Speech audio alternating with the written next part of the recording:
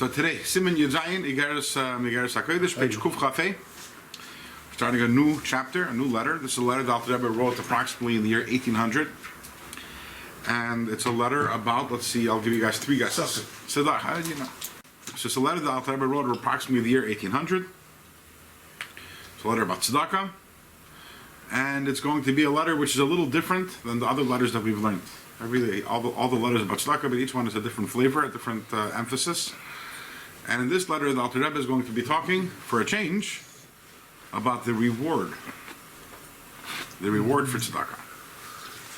And what we're going to find out is that the reward for tzedakah is the Gilui Oyer, the tremendous revelation of godliness which is going to happen when Mashiach comes. We affect that through giving tzedakah. Now, something we might have talked about in the past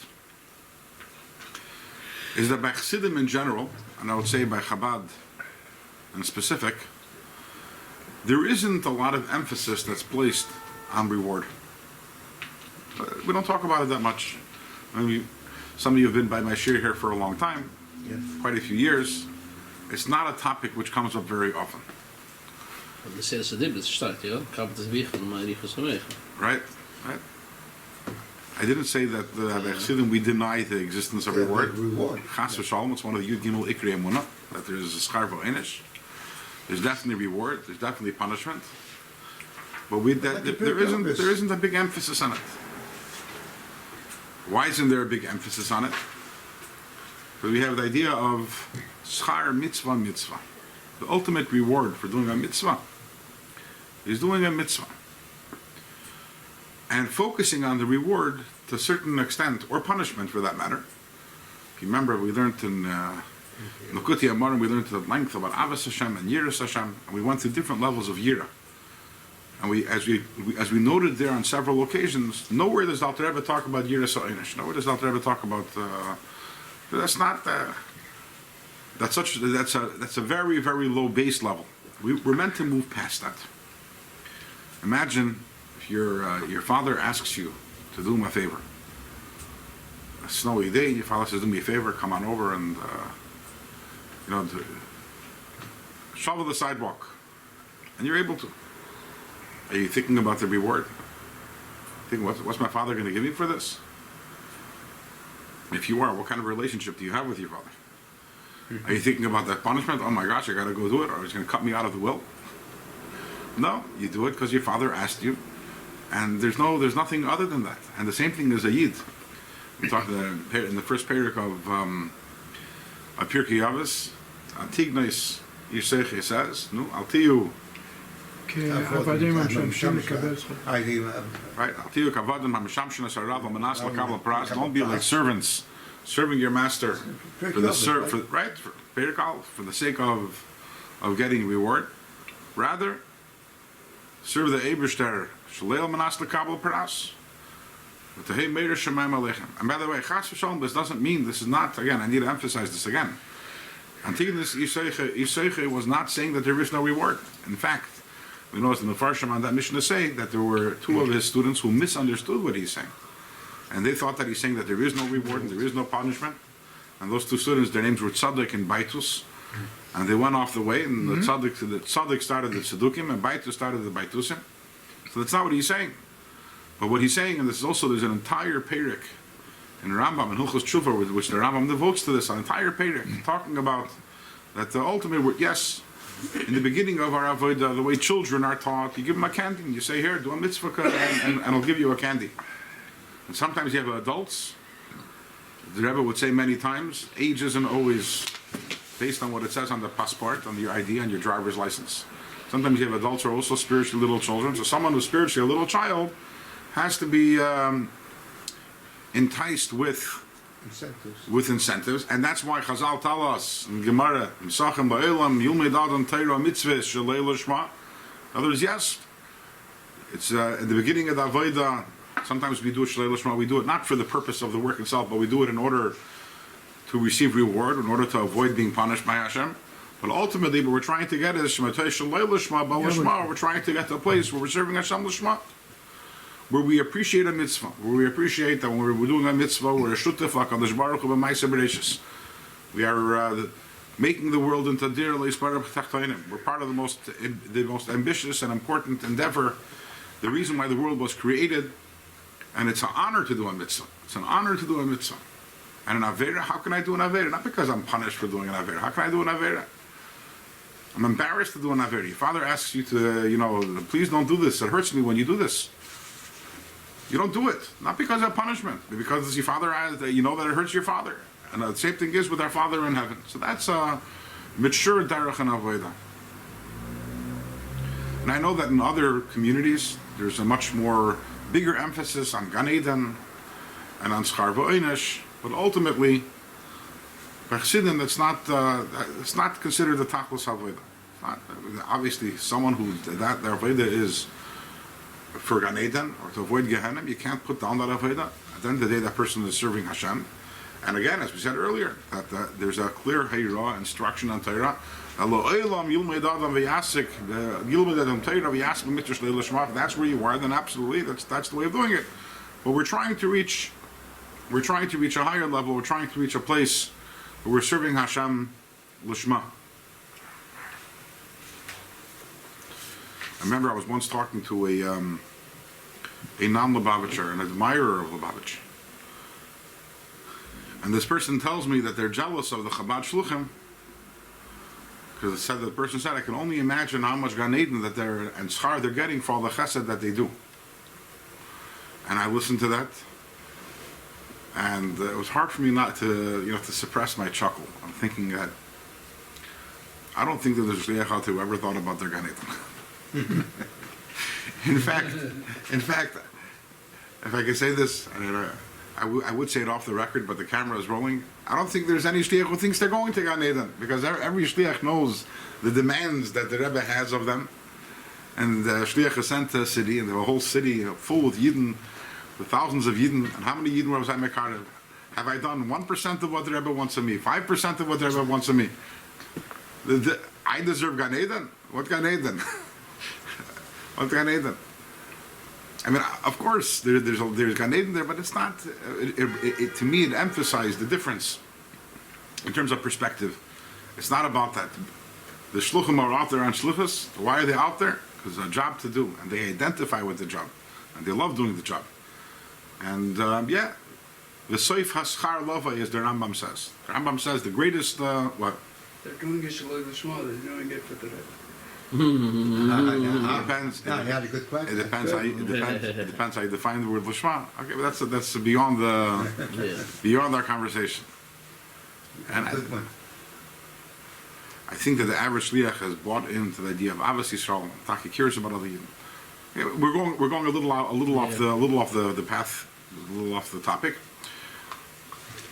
The Rambam talks there, but the greatest example we have of this is Avram. The pasuk talks about the pasuk says Avram. Hashem calls him Avraham Oyevi. Avram, and the Rambam says that Avram served Hashem not because of had thought of any reward in the world, but he did it simply because that was he loved Hashem. The biggest example of this was the Akedah, where if Avraham Avinu was looking for reward or for legacy, here single-handedly Hashem was telling him, I want you to go and to shacht your son, and thereby effectively destroy your legacy, destroy your reputation. You're going to literally, manually uproot everything that you've done up until this point. I told you that you're going to have a whole nation coming from Yitzhak, and you know what? I want you to shacht him.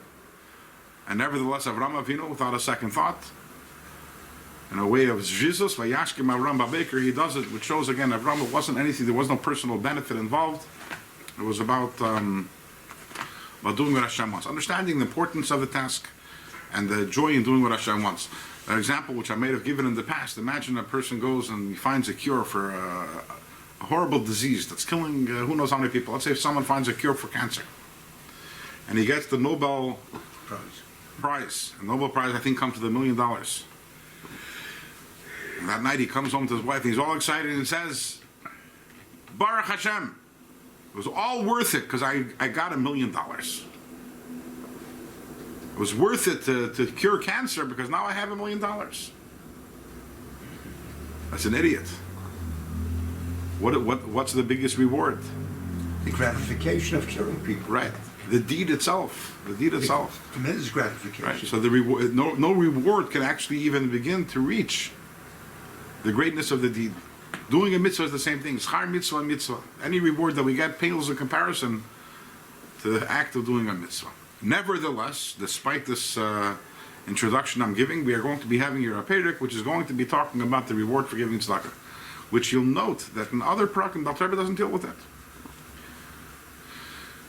Why are we going to spend a perek talking about the reward? So first of all, there's a principle that the Alter Rebbe gave us earlier on in Tanya. If I recall correctly, it's in perek Lamed Ches in Tanya. Alter Rebbe says over there,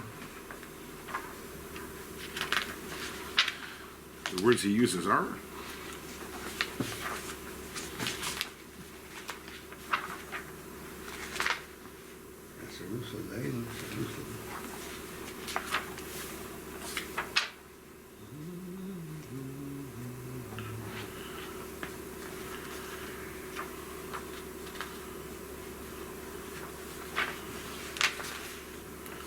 sorry, it's perek Lamed Tes. He says, "V'hine schar mitzvah mitzvah." Pirush, what does that mean? Schar mitzvah mitzvah. Shemischara neda mohusa umadregasa. Here's an interesting idea. He says, examining the reward of a mitzvah is important because it gives you to understand, to a certain degree, the importance of the mitzvah. So not that the reward, it's not that we're using the reward as the incentive to do the mitzvah, but the reward actually gives us understanding into the nature and greatness of the mitzvah. And how is that? In Yiddishkeit, we know the consequences, whether it's reward, whether it's punishment, are exactly that. They're consequences. We create our reward. We create our punishment. With our mitzvahs, we create our own Gan Eden. It's not pshat that someone, that we're getting paid. Like when you do a job, you don't create the paycheck. But when you build yourself a house, you're creating your reward. So when we're doing a mitzvah, we're creating a reward. And obviously, therefore, if we look at the reward, we have a better understanding about the nature of the mitzvah and the importance of the mitzvah. So that's why it is important to understand the reward, not because it's an incentive, but Pasha, it gives us a better understanding of the mitzvah. That's number one.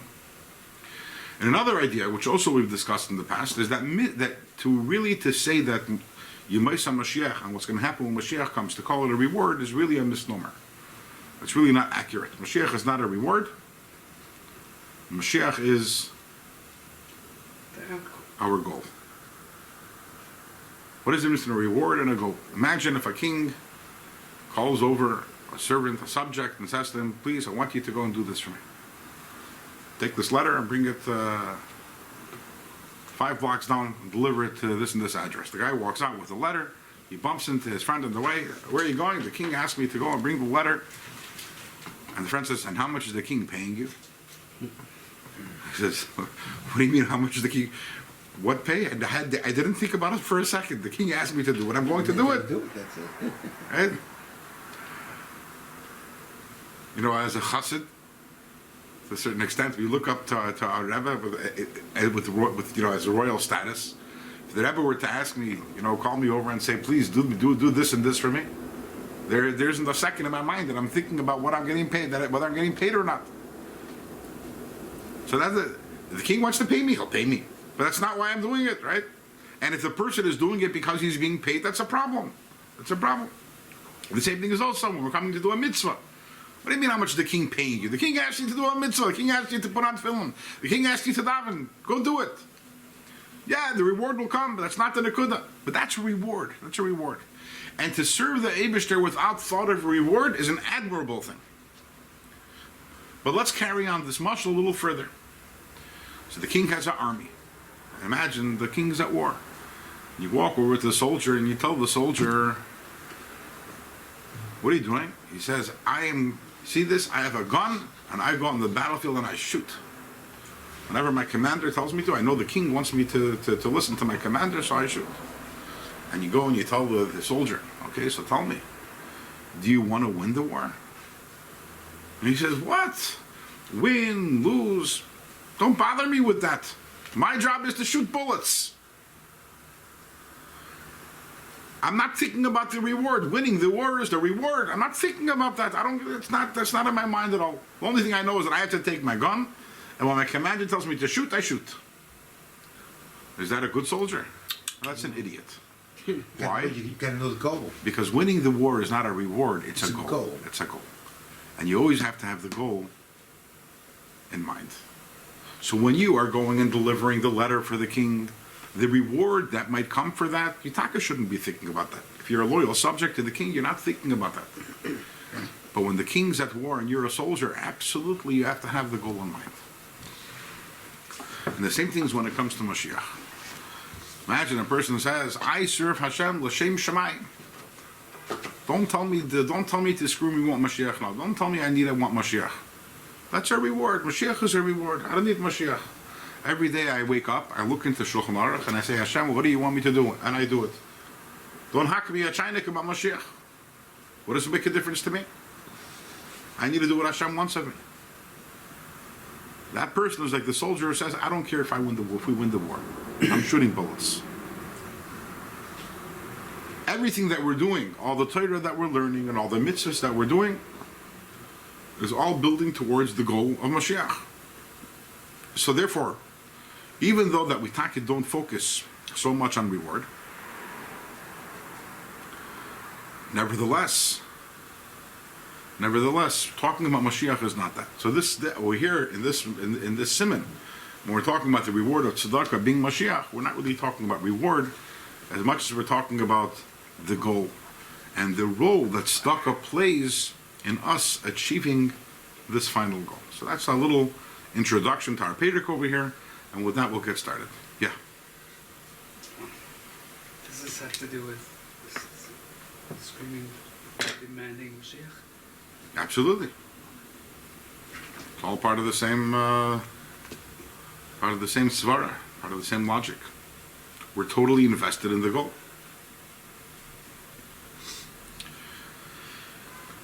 So the letter begins, Noida it is known. Just an interesting observation. As I've mentioned on various occasions in the past, the letters in the Iggeres HaKodesh were curated and edited by the sons of the Alter Rebbe. What's curated means? Selected. Select. And very often the letter that, as printed in the Iggeres HaKodesh is excerpted from the larger letter, a longer letter.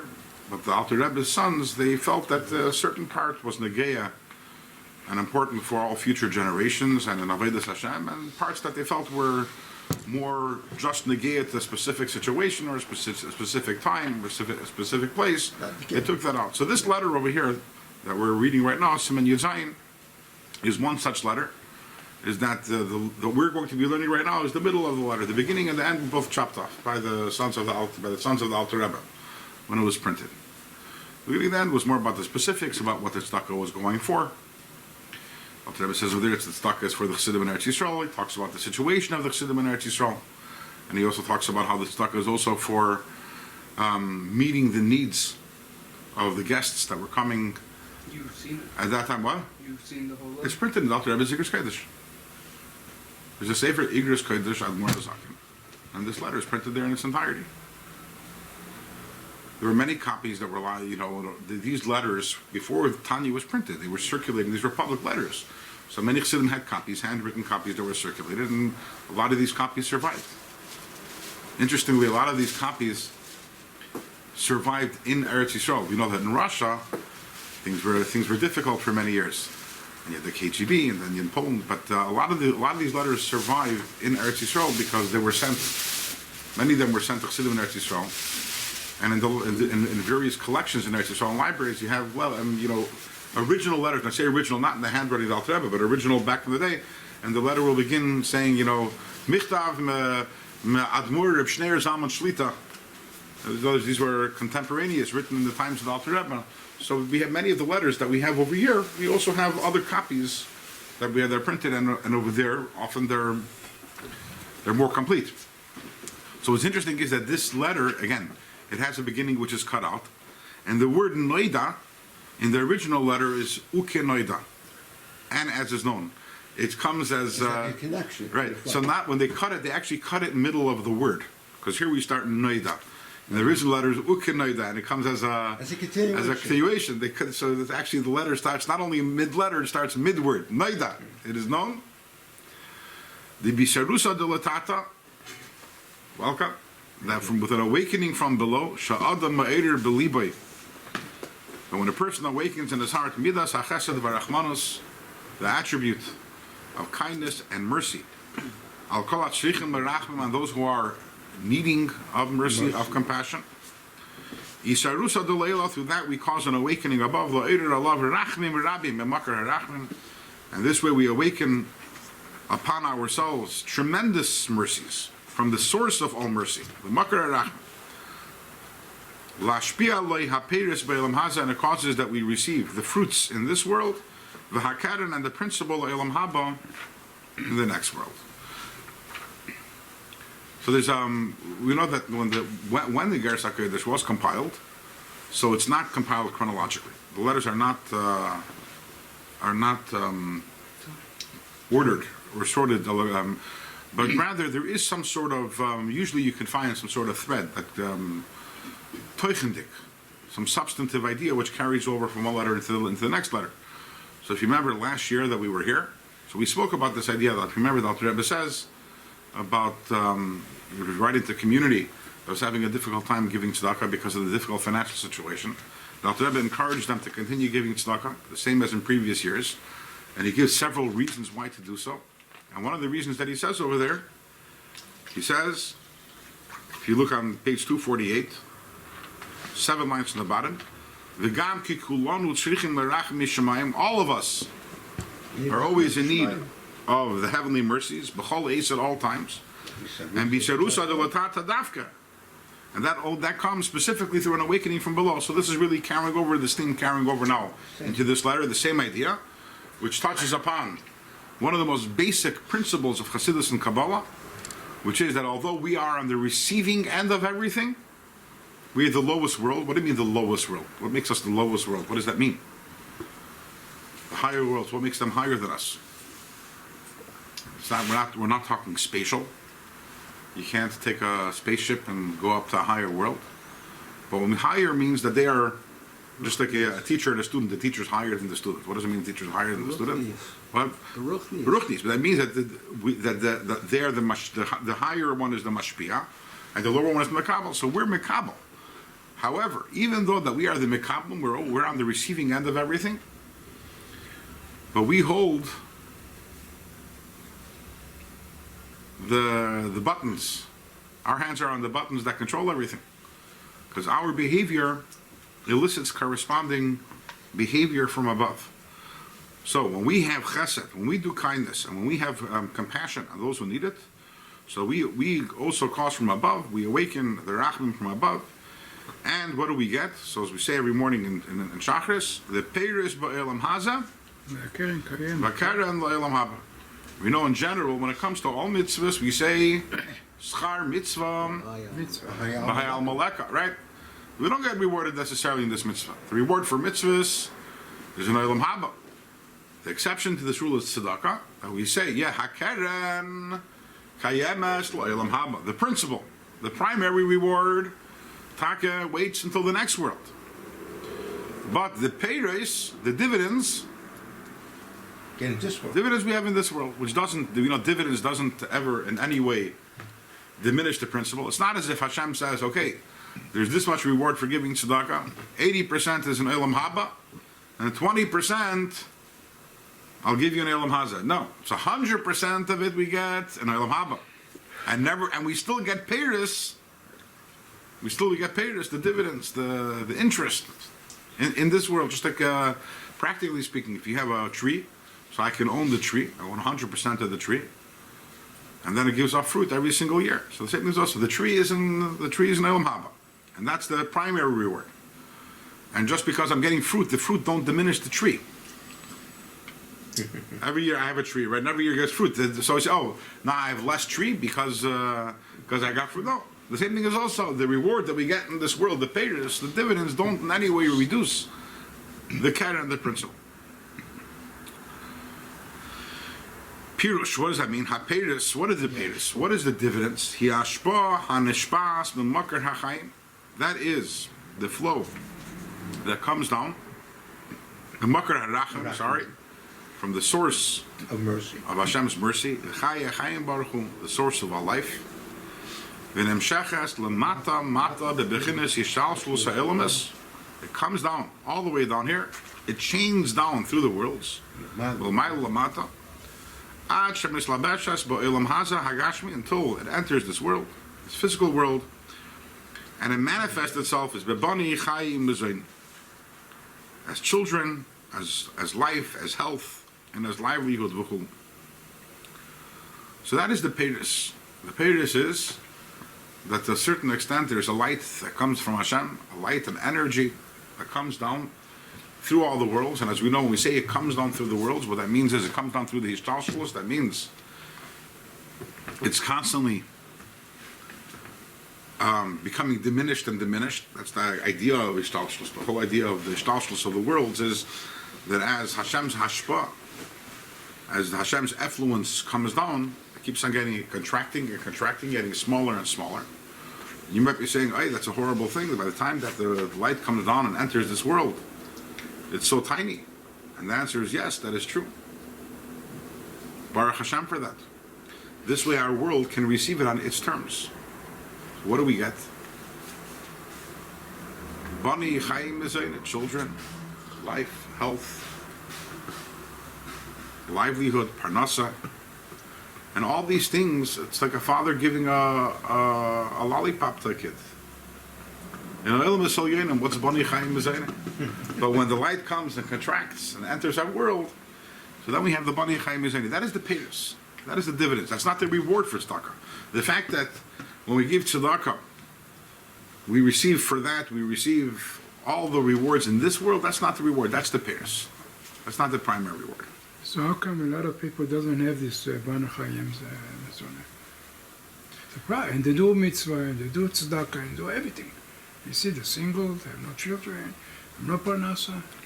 That's a very good question. How do you know they do chesed? I know a lot of people singles, and they do a lot of chesed. They're not married, they have no children, they go to daven every day, they go to shiurim every day. We don't know everything. We don't understand everything. We do know that the Torah tells us, we spoke about this last year, that when you give tzedakah, you're loaning to Hashem, and the money you get back. We also know it brings other brachas. Exactly how those brachas manifest themselves, we don't know. We don't know. Sometimes it's bani, sometimes it's chai, sometimes it's mezayni, sometimes it's all three.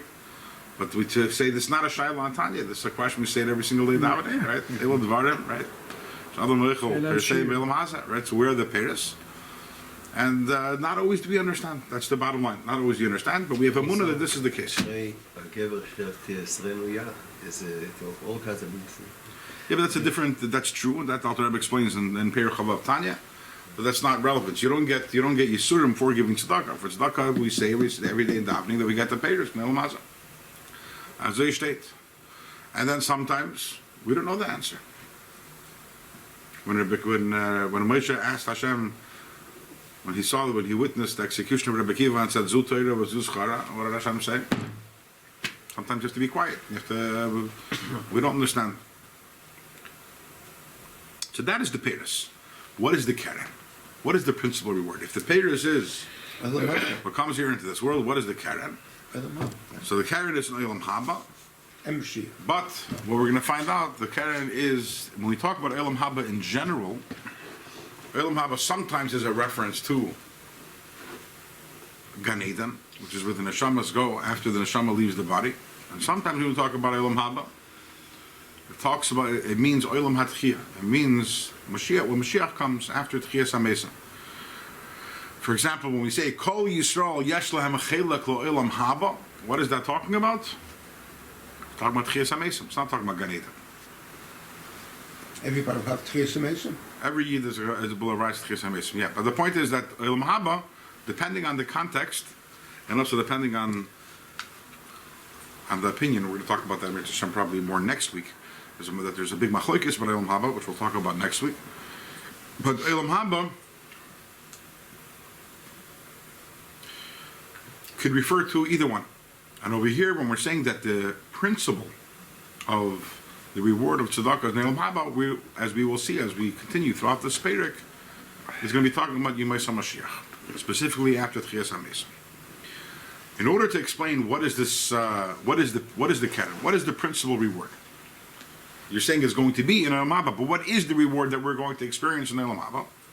So in order to understand that, v'akeren, what is the principle? Alter Rebbe is going to examine a pasuk in Tehillim, in Kapitel Kuf Yutas.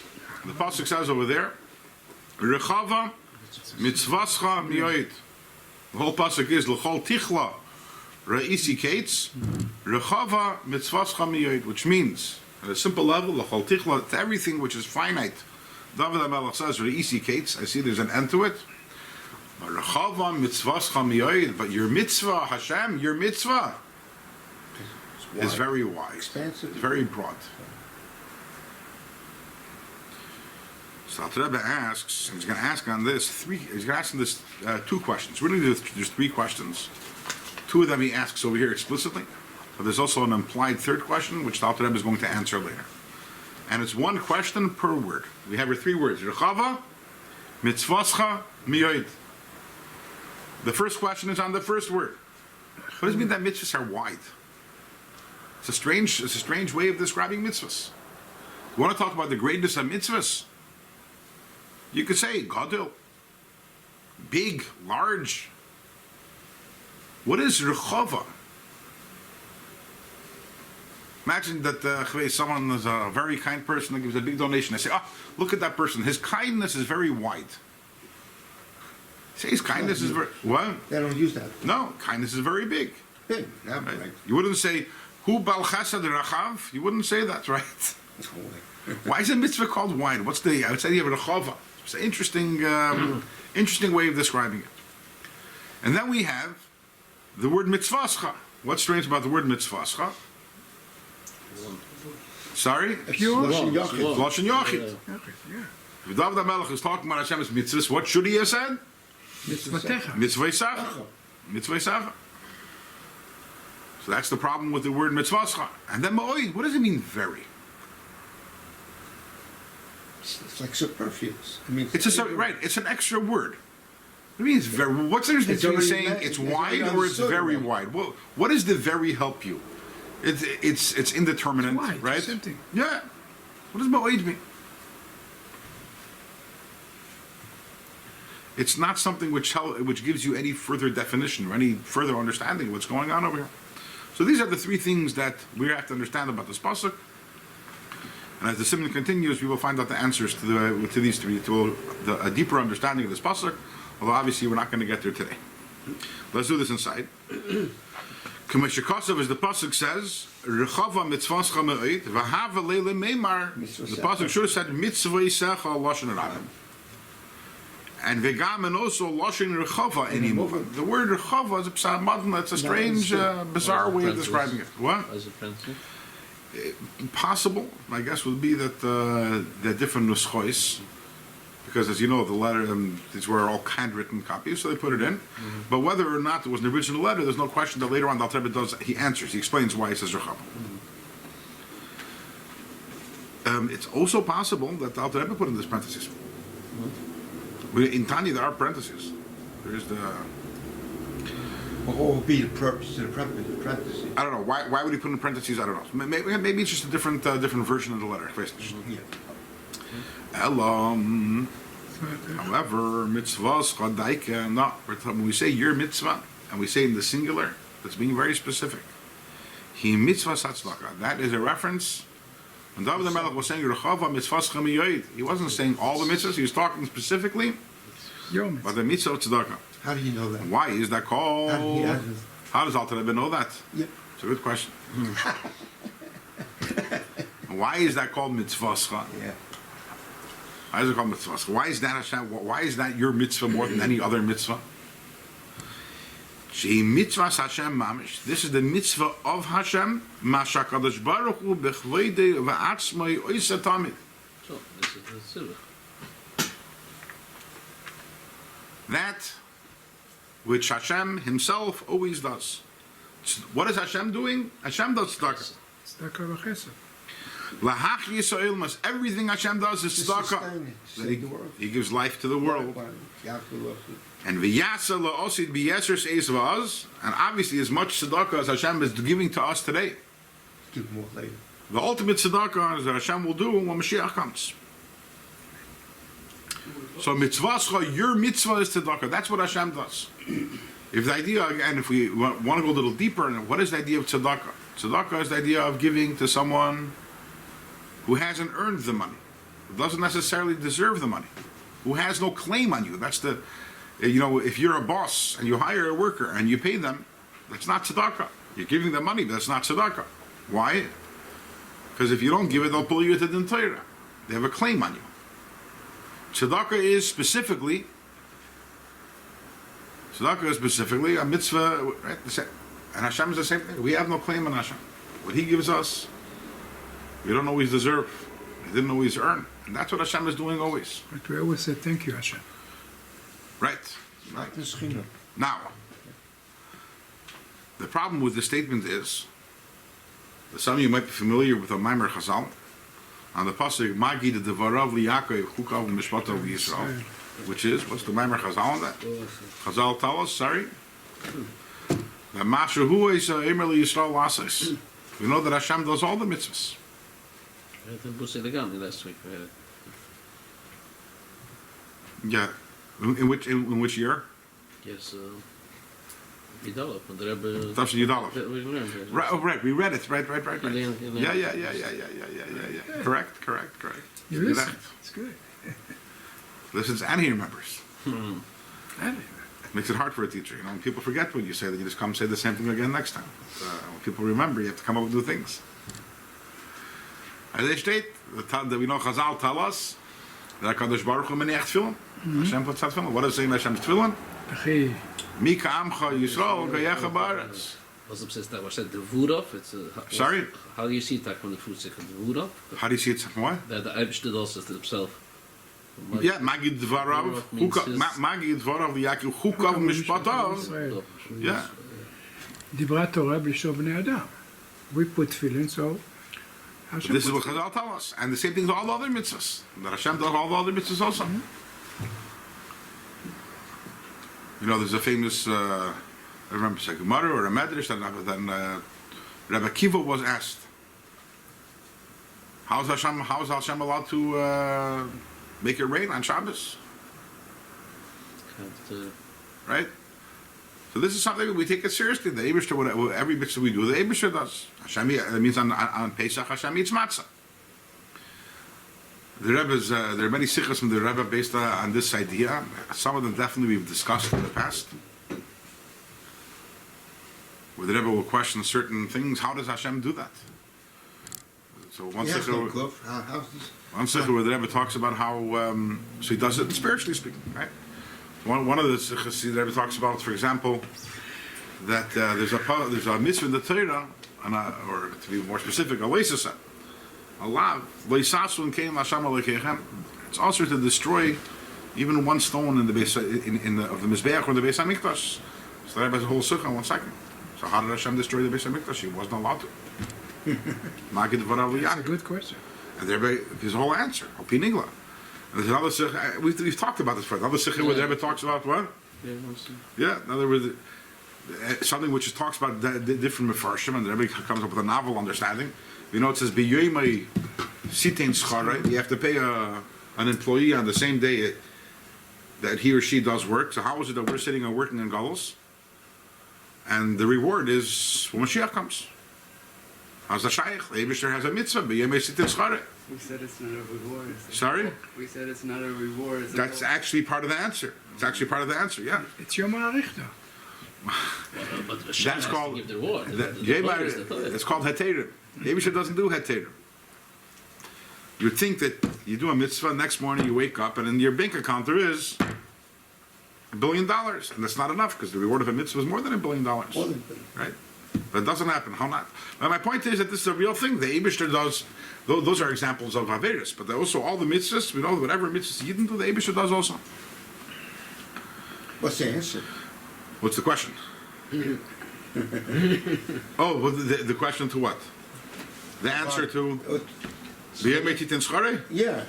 And dan moet je zeggen. Stil, schlieren, dat schlieren, dat is heel. he says that the Rebbe Because answers. you have to pay your It's a work. mind-blowing So answer. why is it, what? It's a mind-blowing answer. I'm pretty sure we spoke about it before. The Rebbe says we're not Hashem's employees. We're His partners. Different perspective. We're His You don't partner. pay, yeah.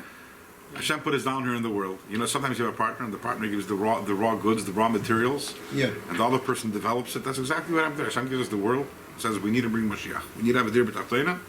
You're my partners, and we're doing it. And once Mashiach comes, we both, just like when you have two partners in a business, they both share the profits. But there is no the din of b'yometit neschare. It doesn't apply to a partner, which goes very much also the idea of a goal. A partner always has the goal in mind. The partner, you don't go with the partner, and the partner doesn't say how much money did I make today. The partner is thinking about the success of the business, and that's the same thing. A yid is thinking about the success of the business. So the problem, the question is, what does it mean the Alter Rebbe is saying the mitzvah that Hashem does is tzedakah? Hashem does all the mitzvahs. The pasuk says Rechava mitzvahs chamiyoid, and the Alter Rebbe is saying that what is mitzvahs chaz? The mitzvah tzedakah. It's a mitzvah that Hashem does, but Hashem does all the mitzvahs. It's tumut. What? It's a tumut. Tamid. Okay. So one way of looking at it is enachanami. Hashem does different mitzvahs, but what's the one thing Hashem is doing constantly at every single moment? The fact that there's a world right now is because Hashem is doing tzedakah. Gives life to the world. There are also other understandings. No, another one is when we say that Hashem puts on tefillin. We put on tefillin. Hashem puts on tefillin. Is it the same thing? No. We put on tefillin b'gashmias, and Hashem puts on tefillin b'ruchnias. Rashi or Rabbeinu Tam? What do you put? What do you think? Different pashas also. Both. What's the question? If that's what we do, that's what he does. You put on a bin of tongues. No. No. Okay. Then, if we say Hashem eats matzah, again, that's beruchnias. Everything that all the mitzvahs that we're doing, Hashem does the beruchnias. So we're not doing mamish the same thing as Hashem, but there's one mitzvah in which we do it's the same thing as Hashem. We're doing mitzvahscha, we're doing Hashem's mitzvah literally, and that is tzedakah.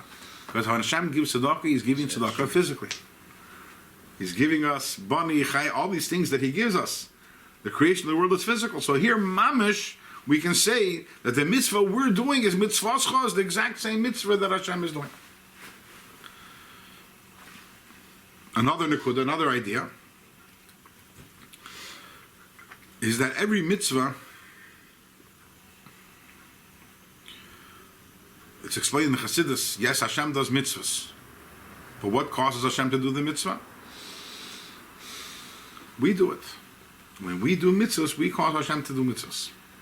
When we put on tefillin, Hashem puts on tefillin. But tzedakah doesn't work that way. There Hashem takes the initiative. Even if we don't do tzedakah. Because if Hashem doesn't give us tzedakah, we can't give tzedakah. No world. Nothing. As the Maimer Chazal and Mihik Timani Vashalim, right? Tzedakah is the one mitzvah. Hashem had to create a world, and Hashem had to give us resources. So here is the mitzvah which Hashem takes the lead. All the other mitzvahs, there were our mitzvahs, and Hashem follows us. Kaviyach. Here is the mitzvah mitzvahscha. It's the mitzvah that you're always doing it. You're doing it physically. You're taking the lead, and we are doing what Hashem does. Not Hashem is doing what we're doing. We're doing mitzvahscha. We're doing the mitzvah that Hashem does. So the mitzvah, when David HaMelech says, Yerchava mitzvahscha miyoid, it's talking about the tzedakah. So we have the answer to one question. Remember, we had three questions. One question on the word Rechava, one question on the word mitzvahscha, one question on the ma'id. We have an answer to one. What is mitzvahscha? Is the mitzvah tzedakah. Kameshikasu, what does the pasuk says?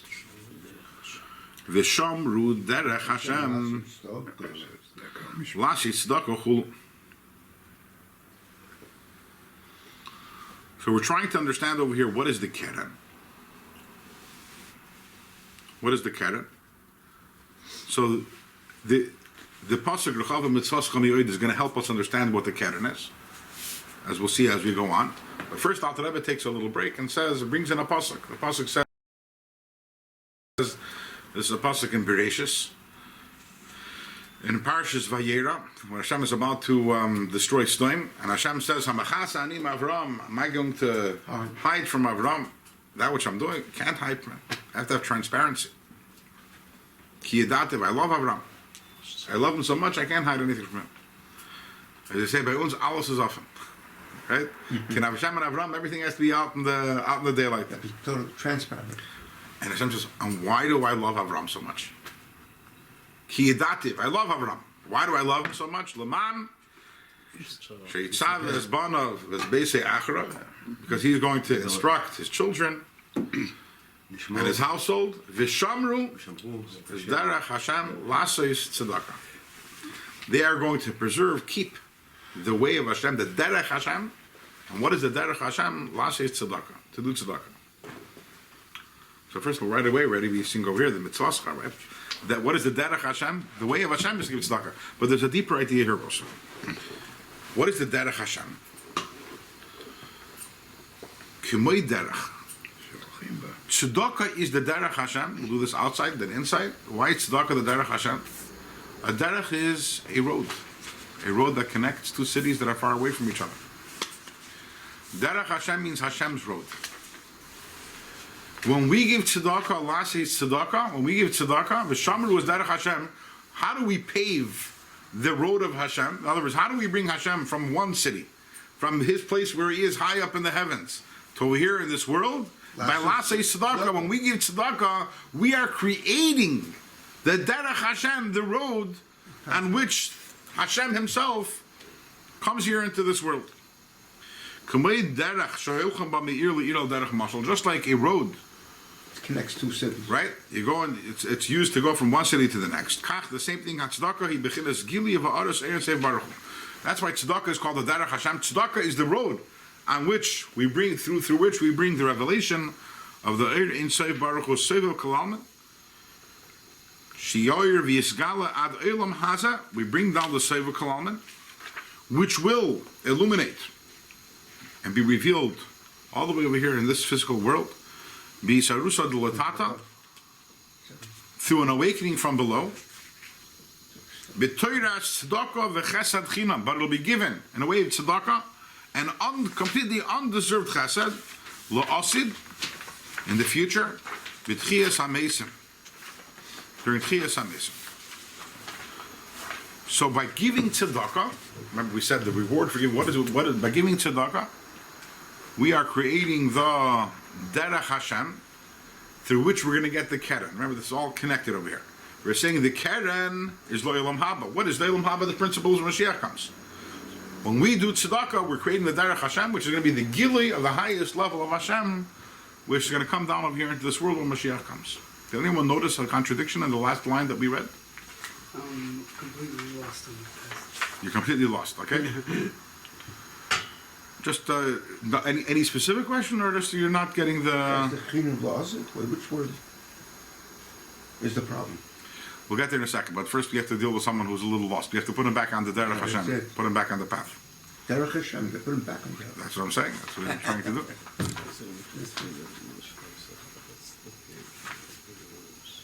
So creating pathways for the Yosef, not now. What might be confusing a little is the Rechava Mitzvahs Chali'id. It's a little stuck in over there. The bottom line is, what are we saying? We're saying over here that tzedakah is there's Peiros Be'elam Haza, Karen Kiyamas Be'elam Haba. Okay. What are the Peiros are that now we receive Bani Chaim Mized. The Karen of tzedakah is what we're saying right now. That's the mitzvah, so the mitzvahs chab, but that's a little. The Karen of tzedakah is, what is the Karen? Is that we're bringing the oir of Sof Kalalman into this world, which will happen when Mashiach comes. That's the Karen. So how are we getting the slave in here? What did the slave happen? What? So, because the Peiros is Mamala Kalalman. But we're going to explain this as we go along. This is what we're going to explain more as we go along. You notice he says over here that the oir in Sof, which is Sof Kalalman, which is above and transcends all the worlds, will be revealed in this world. What does Yisrus Tata mean? Down here. No, that's not. What does Yisrus Tata mean? What? Awakening from below. Through an awakening from below. What does awakening from below mean? Yeah. Just the taka always implies something which we That we cause through our work. Our work, yeah. And the next words are b'toyres tzedakah v'chesed chinam, which means what? And Hashem is giving it us as tzedakah and as undeserved chesed. undeserved. But you caused it. That's what I said. It's a contradiction. Cause and effect relationship. Is it easy to yisrusa delatata? Is it something that we cause, or is it a tzedakah and chesed chinam? Which one is it? It's a contradiction. Contradiction. What do we do? What's what Chesed Netti?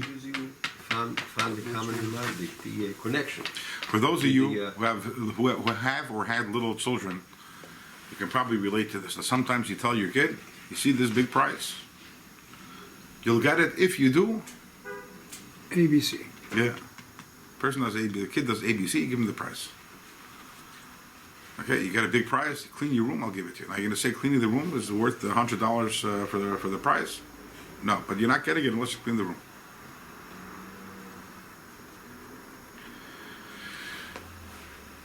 That means that there is required in Isirusa Delatata, there has to be the work from below, but at the end of the day, it's Torah Tzedakah V'Chesed Chinam. Why it's chinam? The way it's Chinam because it's completely not Be'erach. It's not Shaykh. It's like we're saying, you